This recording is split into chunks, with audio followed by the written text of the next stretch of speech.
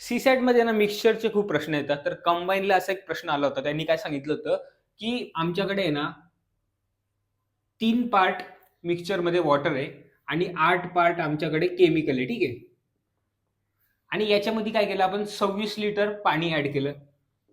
26 litre जर पाणी add केलं याच्यामध्ये, तर ते बोलताय की होणारं ते नवीन मिक्सचर आहे त्याच्यामध्ये जे वॉटर आहे ते डबल आहे, केमिकलच्या डबल आहे. ठीक आहे.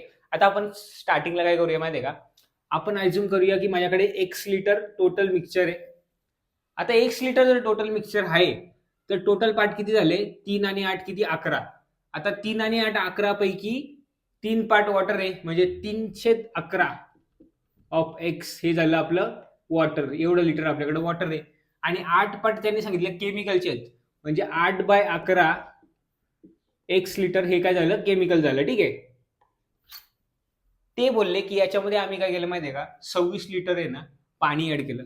मग आपण काय करूया माहितीये का, नवीन मिक्सचर आता बघा, टोटल नवीन मिक्सचर काय होईल माहितीये का, x+26 होईल. आता या x+26 मध्ये त्यांनी सांगितलंय की जे पाणी आहे ना ते केमिकलच्या डबल आहे. म्हणजे आपण एक अज्युम करूया की हा टोटल मिक्सचर आहे ना, याचे आपण 3 पार्ट पाडूया, 1 2 3. म्हणजे ज्याला आपण 3 ने भागिले केलं. ठीक आहे. म्हणजे x+26/3 plus x+26/3 plus x+26/3. आणि ते बोलले नवीन मिक्सचर मध्ये आहे ना केमिकल जे आहे त्याच्या डबल पाणी आहे. मग आता आपण जर याला केमिकल मानलं एवढ्या भागाला, तर याचा डबल काय होईल, 2 वेळा ऍडिशन ना. म्हणजे हे समजलं आपल्याला, हे वॉटर आहे आणि हे आहे केमिकल नवीन मिक्सचर मध्ये. ठीक आहे.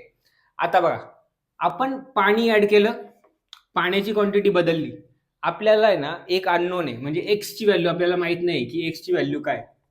ठीक आहे.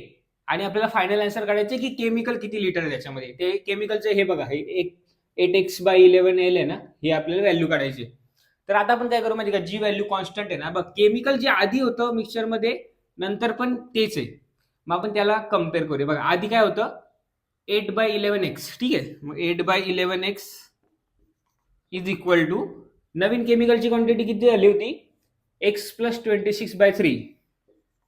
x+26/3. आता आपण याला आहे ना क्रॉस मल्टिप्लिकेशन करू. बघा 8×3 = 24x is equal to 11x plus 11×6 = 66 × 6 11×2 = 22 आणि 6 28. आता बघा, आता 11 इकडे जाईल आणि इकडे काय बघा 3 1 13x इज इक्वल टू 286.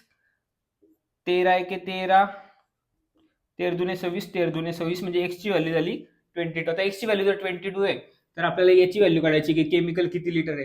इथे 22 टाकायचा, 11. आता बघा एक्सच्या जागी 22 टाकला तर 11×1 = 11, 11×2 = 22, 8×2 = 16 झालं 16 लिटर.